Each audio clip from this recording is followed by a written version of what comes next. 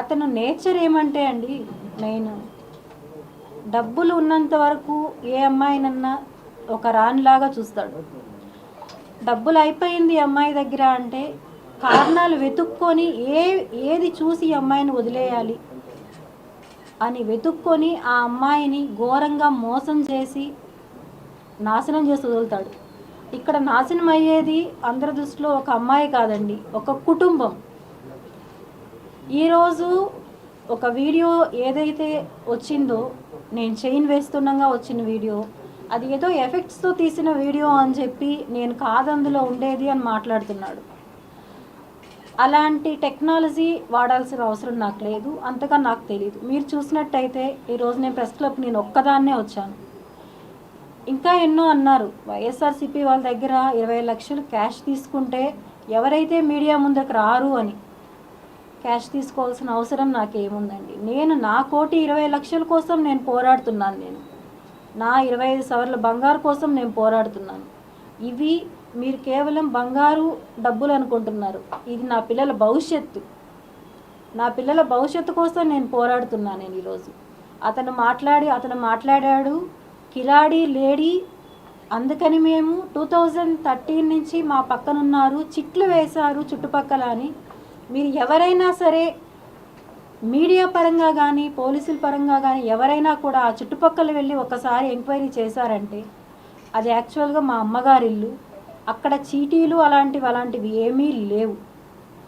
మా నాన్న రిటైర్డ్ అయిన తర్వాత అక్కడ ఇల్లు కట్టుకున్న తర్వాత కిరణ్ రాయల్ అక్కడ ఇల్లు కట్టాడు. అలా అతనితో నాకు పరిచయం అయింది. అతను మాయ మాటలకు నేను మోసపోయాను. నేను తేరుకునేసరికి నా చేతిలో ఏమీ లేకుండా పోయింది. ఈరోజు అతను నన్ను ఎన్నో విధాలుగా నా పైన కేసులున్నాయి కిలాడి లేడీ అంటున్నాడు. కేసులు ఉండడానికి కారణం, కేసులు ఉన్నది వాస్తవం అండి, నేను చెప్తున్నాను. ఆ కేసులు ఎందుకున్నాయంటే అతనికి నేను చేసిన ట్రాన్సాక్షన్ వల్ల, అతను నాకు చేసిన మనీ ట్రాన్సాక్షన్ వల్ల 1,00,000 రూపాయలు అతని మనిషికే నా అకౌంట్ నుంచి వెళ్ళిన దానివల్ల అది కేసు అయింది. ఆ కేసులో ఉండేవాళ్ళు నాతో పాటు ఉన్న అతను కిరణ్ రాయల్ అనే వ్యక్తి దగ్గర పనిచేసే ఒక అబ్బాయి. అతను కూడా జనసేనకి ఇంతకుముందు వర్క్ చేశాడు. ఆ అబ్బాయి ఈరోజు ఆ అబ్బాయిని కూడా మ్యానిపులేట్ చేశాడు డబ్బులు ఇచ్చి. ఎన్ని చేసినా నిజం అనేది ఎప్పటికన్నా బయట రావాలి. కాబట్టి నేను ఈరోజు మీకు చాలా చెప్పాలనుకుంటున్నాను నా వేదన. ఎందుకంటే ఒక అమ్మాయి బయట వచ్చి ఇలా చెప్పడం అనేది కుటుంబాలకు అందరికీ పరువు పోయిన ఇది నేను ఫేస్ చేశాను. ఎందుకంటే నాకు ఉన్న 2-3 కూడా నన్ను బ్లాక్ చేశారు.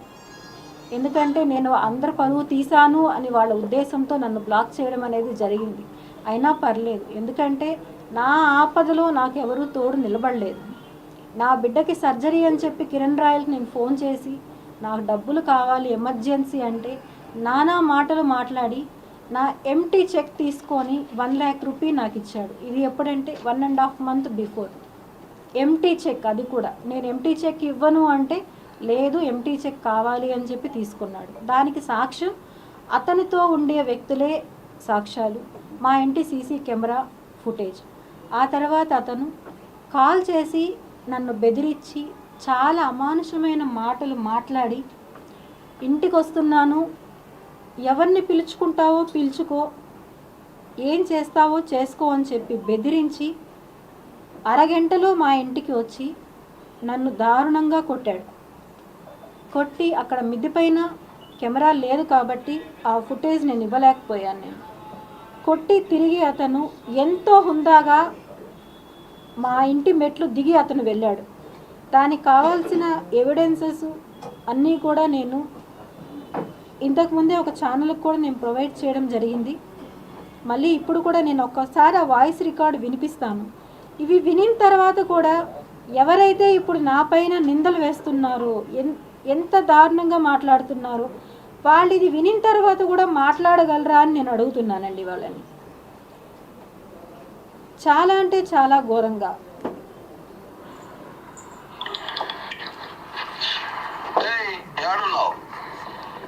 కాల్ చేస్తున్నా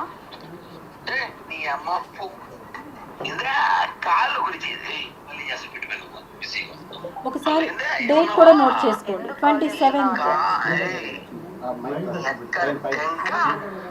నువ్వు ఆడున్నా చెప్పి వస్తాడా ఇప్పుడు తెలుసుకుంటే అయిపోయింది ఎమ్మారపల్లి పోలీసులు ఫోన్ చేసి రమ్మని చెప్పి వస్తున్నా ఏంది పెద్ద పూక నువ్వు ఏమైనా ఏదో డబ్బు నీ కాలు నేను నాకినా నీ కాలు నేను పట్టుకుని ఏడ్రా రారా నువ్వు రారా పూక్క ఇంటికాడి లవడే కప్పల్ నా దగ్గర రా. హలో ఏంది మీ నీ బాధ ఏంది ఫోన్ పెట్టు కిరణ్ ఫస్ట్ నువ్వు ఇప్పుడు ఫోన్ పెట్టు అన్నాను. ఇలా బెదిరించిన ఒక 20 minutesకే అతను మా ఇంటికి వచ్చి ఈ ఫుటేజ్ మీరు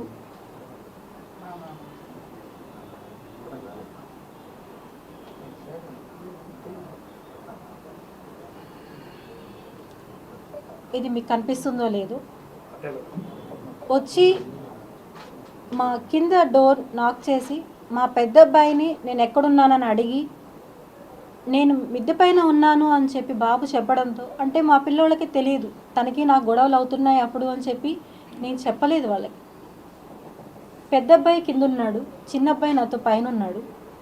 అయిన వెంటనే వచ్చి నన్ను దారుణంగా కొట్టి తిరిగి అతను ఎంతో హుందాగా వెళ్ళిపోయాడు.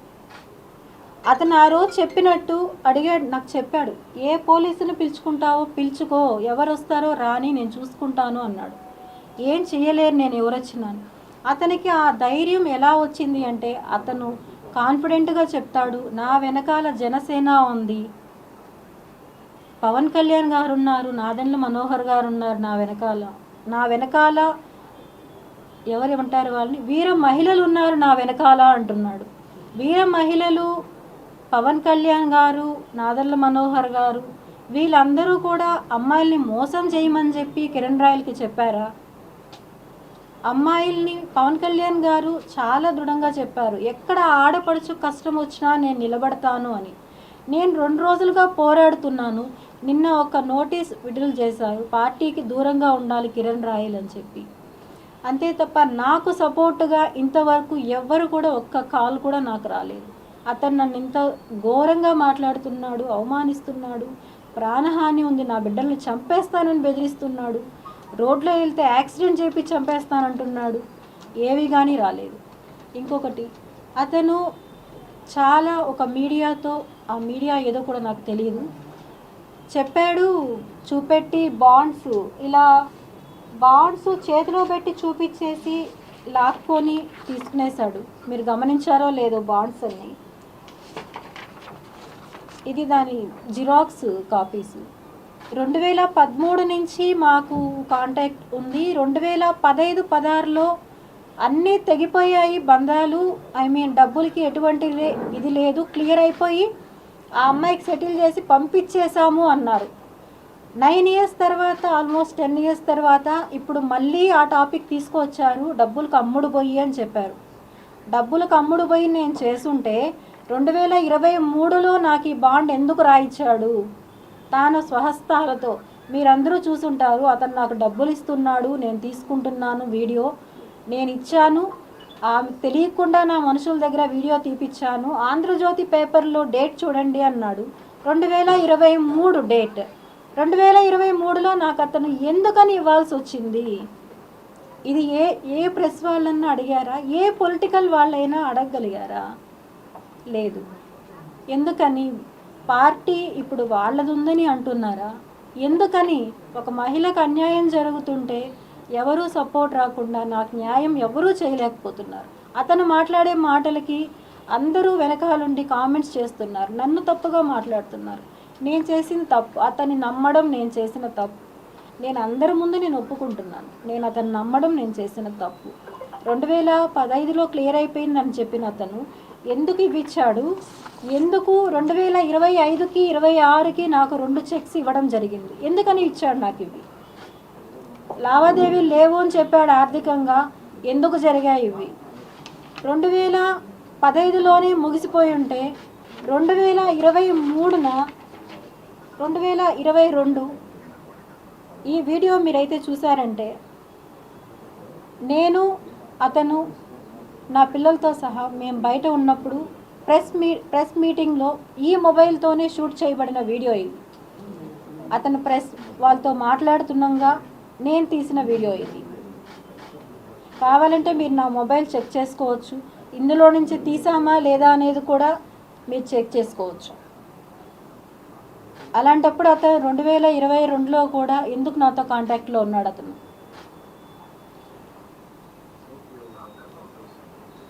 అదే టైం ఇక్కడ అతని చేతుల్లో మోసపోయింది నేను ఒక్కదాన్ని కాదు.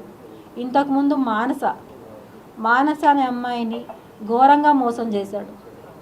ఆ అమ్మాయి దౌర్భాగ్యం ఏమంటే కన్న బిడ్డకు కూడా ఆ అమ్మాయి దూరం అయ్యి ఎన్నో బాధలు ఎదుర్కొని ఆ అమ్మాయి లైఫ్ అమ్మాయి ఎటో వెళ్ళిపోయింది. బిడ్డ రోజులు ఆ అమ్మాయి ఎంతో ఫైట్ చేసింది. ఆ తర్వాత నేను వచ్చాను. నాకు ముందు ఎవరున్నారో నాకు తెలియదు. నేను నా సమస్యల మొదటైన కారణమైన మహిళ ఎవరైతే ఉన్నారో ఆ అమ్మాయికి వాళ్ళ ఇంటికి వెళ్ళి నేను చెప్పాను. వాళ్ళ పేరెంట్స్తో నేను చెప్పాను, ఇలా అతను మంచివాడు కాదు, మీ అమ్మాయి మోసపోతుంది అని నేను వెళ్ళి వాళ్ళ ఇంటికి చెప్తే ఆ అమ్మాయి ఆ రోజు నాతో అంది, లక్ష్మి అది నా ఇష్టం, నువ్వెందుకు మా ఇంటికి వెళ్ళి చెప్పావు, నువ్వు వెళ్ళి చెప్పడం తప్పు కదా అని నన్ను ఆ అమ్మాయి ఆ రోజు క్వశ్చన్ చేసింది.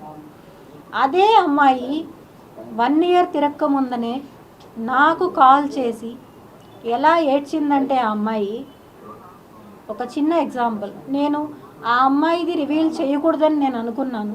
కానీ ఇప్పుడు కిరణ్ రాయల్ చేస్తున్న ఈ ప్రచారానికి ఇవన్నీ అబద్ధాలు, ఇవన్నీ ఏదో క్రియేషన్స్ అని చెప్తున్నాడు. దానివల్ల నేను రిలీజ్ చేయాల్సి వస్తుంది. దయచేసి ఆ అమ్మాయి నన్ను క్షమించాలి అని నేను కోరుకుంటున్నాను. నేను మీ వెనుక భూమన కరుణాకర్ రెడ్డి గారు కానీ అభినయ్ రెడ్డి గారు కానీ ఉండి చేపిస్తున్నారా? నాకు ఏ పార్టీలతోనూ సంబంధం లేదండి. నాకు ఏ పార్టీలతోనూ సంబంధం లేదు. నాకు ఎవరూ తెలియదు కూడా. నేను ఎవరితో మాట్లాడాలని నేను అనుకోవట్లేదు. నేను ఒంటరిగా పోరాటం చేస్తున్నాను. ఒంటరి పోరాటం చేస్తూనే అడుగుతున్నాను. నేను ఎక్కడ ఆడపడుచున్నా నిలబడతానన్న పవన్ కళ్యాణ్ గారిని, జగన్మోహన్ రెడ్డి గారిని, చంద్రబాబు నాయుడిని ముగ్గురిని అడుగుతున్నాను. నేను నాకు న్యాయం జరిగేలాగా చెయ్యండి, నాకు అండగా నిలబడండి. నేను ఒంటరి మహిళని, 2 బిడ్డలను పెట్టుకొని ఉన్నాను. నాకు ఎప్పుడు ఏం జరుగుతుందో తెలియదు. అతను ఎవరిని పంపించి నన్ను చంపిస్తాడో నాకు తెలియదు. నేను చనిపోయినా కూడా, నన్ను అతను చంపేసినా కూడా నా బిడ్డలకి న్యాయం జరిగేలాగా చెయ్యాలని చెప్పి చేతులెత్తి నేను అర్థిస్తున్నా. నేను అందరినీ నేను దయచేసి 3 రాజకీయాల్లో ఎవరైనా సరే నాకు న్యాయం జరిగేలా చేయండి. ప్రజలు చేస్తారా, అది పోలీసులు చేస్తారా, మీడియా చేస్తారా అనేది కాదు, నాకు న్యాయం జరిగేలాగా చేయాలని చెప్పి నేను అందరినీ అర్థిస్తున్నాను. నేను అలాగే ఇలాంటి నీచుడిని మాత్రం దయచేసి వదలొద్దండి అని చెప్పి కూడా చెప్తున్నా. ఇంకా ఎంతమంది జీవితాలు నాశనం చేస్తాడు ఇలాంటి వాళ్ళు.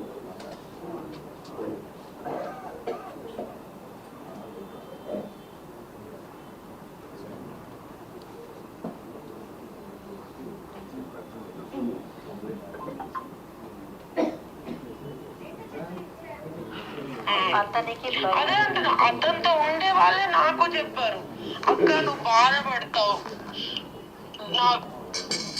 వాడికి తెలిసిందంటే ఇంకా వాళ్ళని చంపేస్తాడని చెప్పి నేను ఇంకా ఏది బయట పెట్టను.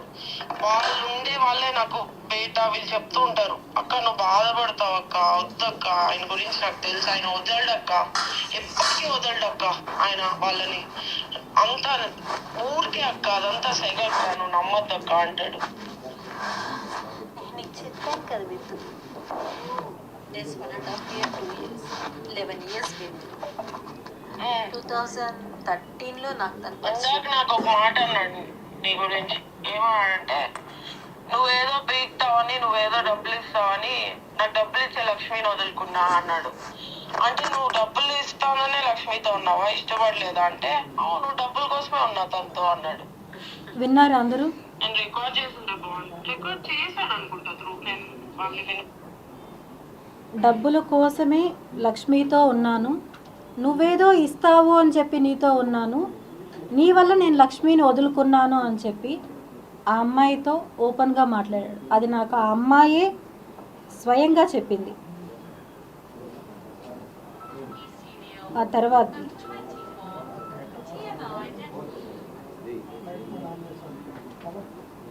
పేపర్లో రాసి పంపి వాట్సాప్ అన్నాడు. ఎట్లా గుర్తుంటాయి అవన్నీ? సేమ్ అదే, నేను కూడా అదే అంటున్నా. ఎలా గుర్తుంటాయి అవన్నీ? ఓన్లీ నేను క్యాష్ పరంగా ఇచ్చింది మాత్రం ఇస్తాడంట తిరిగి. ఏమంటున్నాడు, అందరు ముండలు ఒకే టైపు, అందరు సెటిల్ చేసుకోవాలనే చూస్తారు. అంటే నీకు ఫ్రీగా డబ్బులు ఇచ్చేసి వెళ్ళిపోవాలి. ఉన్ని నాయన నీకు, నువ్వు నీ పెళ్ళాన్ని నీ ఫ్యామిలీని బాగా చూసుకో, మేము ఇచ్చిన డబ్బులతో అని ఇచ్చేసి వెళ్ళిపోవాలి. మాన్సా కూడా సెటిల్ చేయించుకొని డబ్బులు తీసుకొని వెళ్ళిందంట. నువ్వు అడిగావంట డబ్బులు, ఇప్పుడు నేను అడుగుతున్నానంట. మీరంతా ఒకటే అంటున్నాడు. నేను ఖచ్చితంగా అడిగాను బిందు, కానీ నేను అడిగాను. ఇప్పుడు నేను ఎప్పుడు అడగలేదు, నిజం చెప్పాలంటే నేను ఇన్ని రోజులు అడగలేదు లక్ష్మి, ఎప్పుడు డబ్బుల గురించి ఎప్పుడు రాలేదు. కానీ ఇప్పుడు ఈ రోజు డెఫినెట్లీ అడిగాను. నేను ఎందుకు అడిగాను చెప్పనా? ఎంత అవమానించాడు నన్ను వాళ్ళ ఇంట్లో. అవును, నా డబ్బులు తీసుకొని నా డబ్బులు తినేసి నన్నంత అవమానించి ఇప్పుడు ఫోన్ చేసి నువ్వు నన్ను తలెత్తుకోనికుండా చేసావు నా వీధిలో. ఇప్పుడు నేను ఈ రోజు అంతా బయటకి కాళ్ళు అడుగు పెట్టలేదు, భయం నాకు పెట్టాలంటే. నా పరువు పోయింది నిన్నటితో అంటున్నాడు. మొత్తం వాడు చేసింది. నేను